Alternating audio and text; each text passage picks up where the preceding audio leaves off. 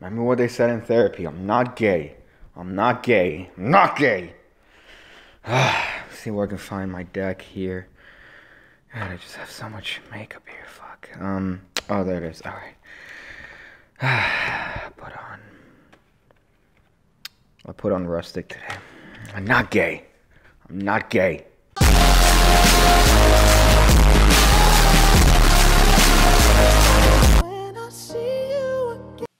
So here's a hot trick you could show to someone when you want them to think that you have genuine psychic power and that you are penetrating the crevices of their mind. You want them to leave thinking, wow, that magic man really penetrated the crevices of my mind here. So we're gonna use this this deck of playing cards to simulate a sort of an experiment here, if you would indulge me. So you mix up the deck. If you want, you could have the spectator shuffle the deck ostensibly, and then you take the deck back here and you say, hey sir, I'm sorry, what's your, sir, okay, sir, good, just, you gotta make sure these days, right? So do me a favor, cut off the deck anywhere you want. You could take as many cards as you want. You could take as little cards as you want. Just cut the deck anywhere. So they cut the deck around here. And you go, you know what, before we do anything, I'm actually going to need to make a prediction here. A little bit of a prediction. So I need to get some sort of paper. I don't have ordinary paper, so we'll use stuff that's organic to the situation here. And there happens to be a crackling salute fireworks here. And I happen to have my favorite pair of Husky needle nose pliers. So I don't know if many people know this, but if you actually reach into a regulation firework, there's actually paper here that you could use. So if you're ever in school, I suggest you, again, Pig Cake doesn't take responsibility here, but you find this cool little paper here. They have, all you got to do is just make sure that the dangerous powder, sorry, the play powder, the fun powder is off of the firework there, and you're good to go. You're safe. You're safe. I keep this next to all my lighters and my lighter fluid, just to make sure that, you know, they're never apart. So a hot tip for you guys there. That's a hot tip. So I'm just going to use this safe paper to write my prediction here. While I'm writing the prediction, I'm going to be playing some royalty-free YouTube music, as well as a little message from our sponsors here. So just get...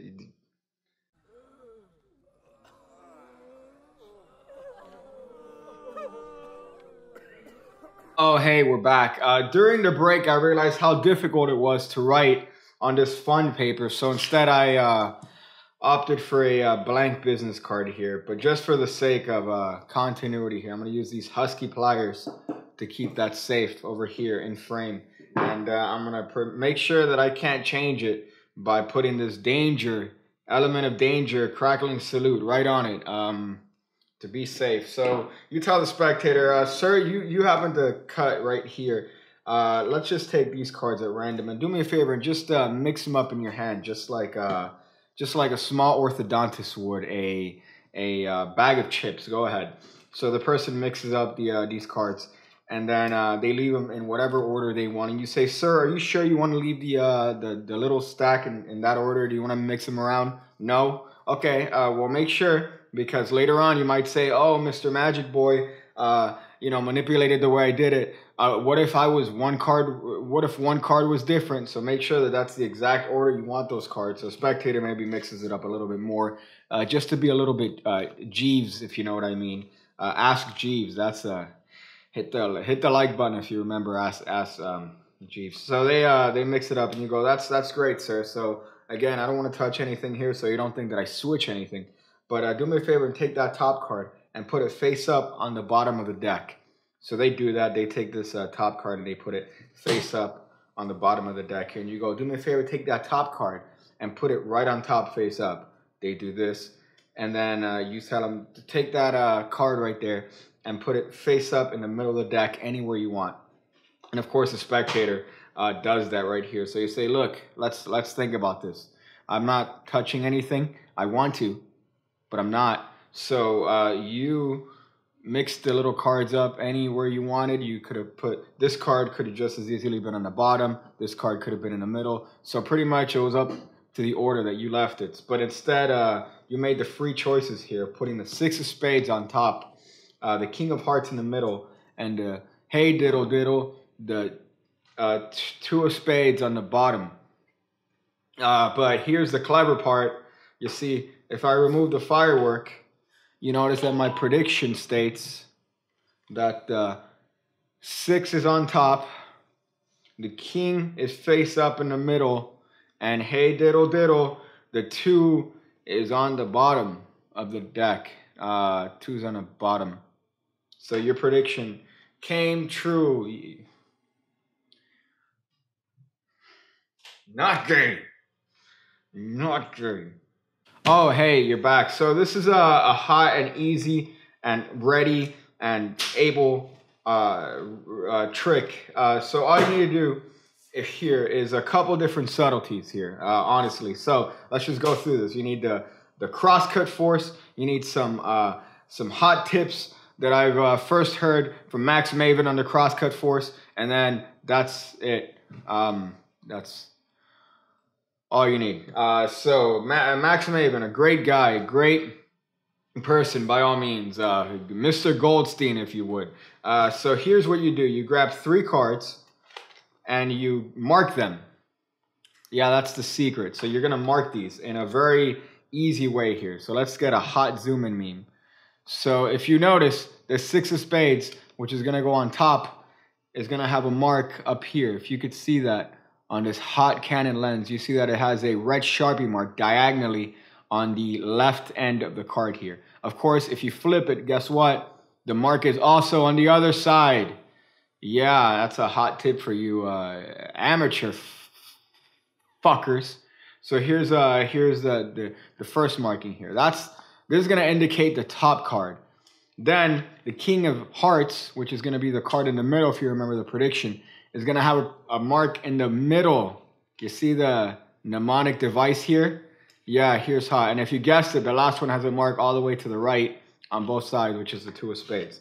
So these cards go in whatever order you want on top of the deck, ready for the hot crosscut force. Now here's where just the Max Maven portion comes in. Max Maven, by the way, if you don't have any one of his Prism series, if you don't have his DVD Nothing or Multiplicity by L Publishing, you are not only a bag of cunts, but you are also probably subscribed to Evan Era TV, and for that, I can't even believe it. So do yourself a favor and get those hot and fresh DVDs, and you won't regret it. So here, all you're gonna do is mix up the deck. Now I did mention that you could have the spectator mix up the deck. Of course, there are ways to do this and preserve the order of the top card here. So whether or not you choose to palm these cards out is up to you. But you just have the cards mixed here. You can mix them yourself, keeping those 3 cards on top of the deck, and you're hot, fresh, and ready. So you're gonna hold the deck and you're gonna have the spectator cut anywhere they want here. So they're gonna cut anywhere they want. Of course, that leaves you holding a block of cards in your hand. Now the classic sense of the crosscut force here is to say, okay, I'm just gonna mark the cut here.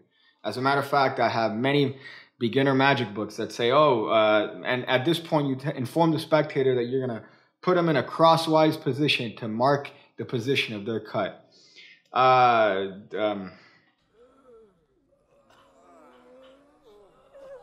You don't want to do this. So a hot tip, again, first time I heard this was from Max Maven, Mr. Goldstein himself, was to not bring attention to it. Just put these cards and stagger them. Don't put them neatly, just stagger them this way, and then draw attention to something else. That's the way you want to do it here. You don't want to draw more attention to this than necessary. So you just want to put these cards over here. You don't want to draw too much attention to it, and you want to already distract their minds and say, oh, you know what? I need to write a prediction down. So where's my favorite firework? And then you take out your firework, and then you do the whole shtick. Or you take out a blank business card and you write the prediction on that. But ultimately, you're trying to take attention away from the cards here. So you don't want to mark the cut. You don't want to say, oh, I'm just going to put these cards in an X position so that you remember the position that you cut. If you say that, listen, you don't know what I look like.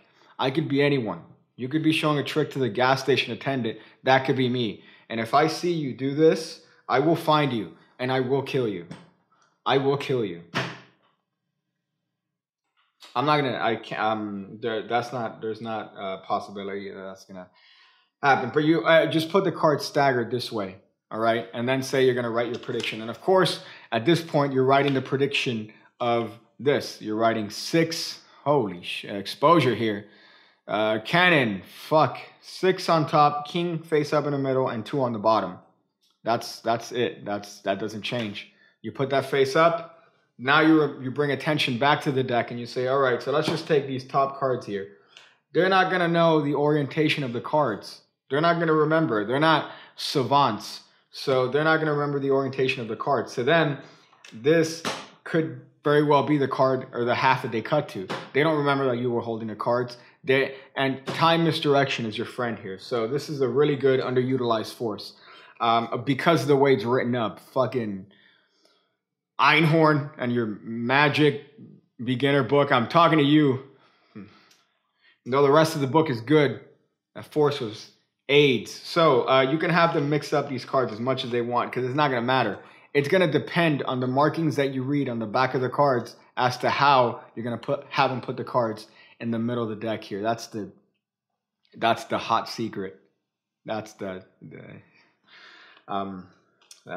secret here. So actually, this method goes back to something that I've seen done by Mark Paul with bills in a wallet. Of course, I don't want to say how Mark Paul did his trick, but needless to say, he would have a wallet with several bills still sticking out. He holds the wallet behind his back, and the spectators pull individual bills and put it in different body parts. So one goes in his, butt crevice, the other one goes in the eye hole, and then at the end, a prediction reads, "Oh, you have the $20 bill in your whale tail, and then you have the $1 bill inside of your dad's favorite place, and the predictions all match." So this comes from that idea. So pretty much depending on the order of the cards, that's where you're going to tell the spectator to put the cards in the deck. So right now, assuming that the spectator laid the cards out in this position, if I pay careful attention, I notice that the marking here is on the left corner, which tells me that this card needs to go on top. So I tell the spectator, "Sir, how about you put that card face up on top of the deck?" And they do so. The next card I read happens to have the marking in the middle. You see that? So where am I going to have the spectator put that card? That's right, face up in the middle. You see the ingenuity here. The last one you say, well, we really can't do much of this one. Put it face up on the bottom of the deck. And they do that. So now the deck is set up in the exact way that matches the prediction. If the order is messed up in any sort of way, that's perfectly fine. You just rearrange the order in which they put the cards in the deck. So here, for example, let's assume the top card is the middle, is the King of Hearts. You say, "Do me a favor, sir, take that top card and put it face up anywhere you want in the middle of the deck." And they do that. Then you say, notice again that this card goes on top. You say, "How about you take that top card and put it face up on top of the deck, and put that card and put it face up on the bottom of the deck."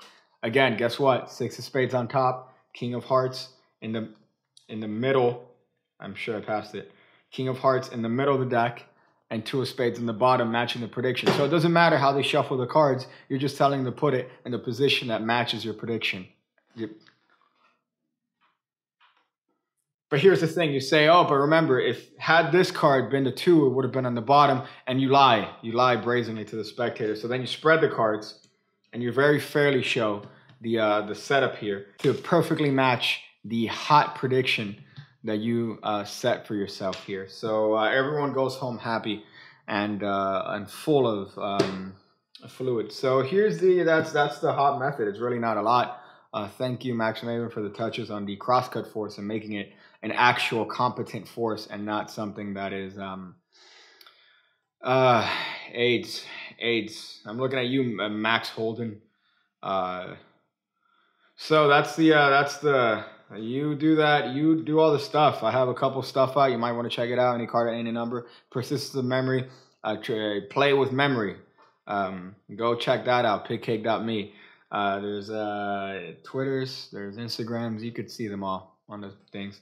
I'm gonna go figure out different ways to look at roadkill and not get aroused. Again, when I see you again, when I see you again, when I see you again, when I see you again, when I see you again, when I see you again, when I see you again.